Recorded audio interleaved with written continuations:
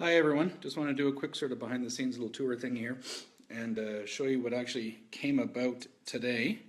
For the first time I tried doing one of my dark matter rings in the superconductor material, which is this stuff right here. So those of you who don't know or aren't massive geeks like me, this is copper niobium superconductor. So for instance, if you needed to transmit a huge amount of current through something like a nuclear power facility, a hydroelectric dam, or a particle accelerator, I guess, the current would be so high that you wouldn't have a regular cable, regular power line wouldn't be enough. So it's actually a solid extruded bar of niobium, which is quite similar to titanium, set in this insulating mesh of copper. So it's got all these fantastic properties, but mostly it's just really fucking cool. So I've done a bunch of rings of this material in the past, the ones that have that neat kind of honeycomb structure to it. I'm going to flip the camera around here. I'm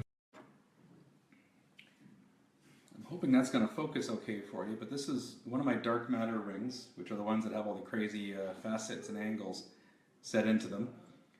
But with this, as best I can tell, it's the first time someone's been stupid enough to do this.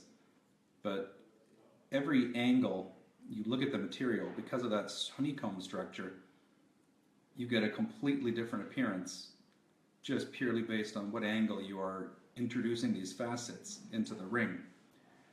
Sorry for the dirty hands. This is my Noble disc sander, and it has been 2.5 days of just grinding the ever-loving shit out of this thing. I've burned myself more times than I care to remember.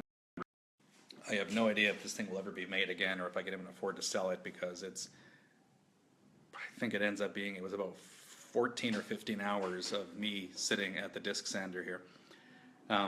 Interesting fact about superconductor, because it's so good at conducting, oddly enough, does what it says on the tin, because it's so good at transferring energy, it transfers heat very, very, very well. So when I'm sanding the ring on the disc sander here, you get about 5 seconds of work time before the piece is too hot to hold on to. So I've got to constantly keep dumping it into a cup of water.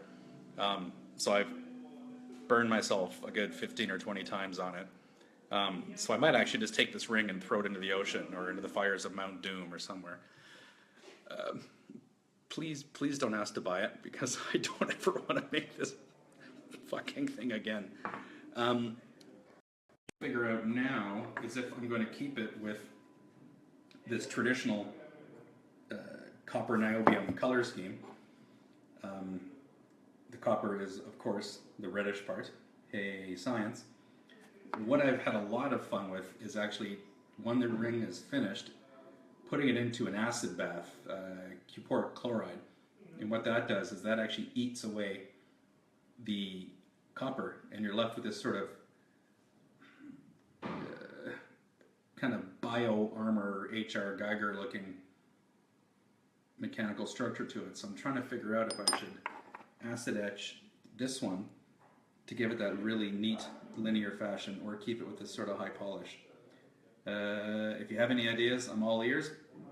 Other than that, I'm sick of doing this. I'm going to go do something else. Rock on.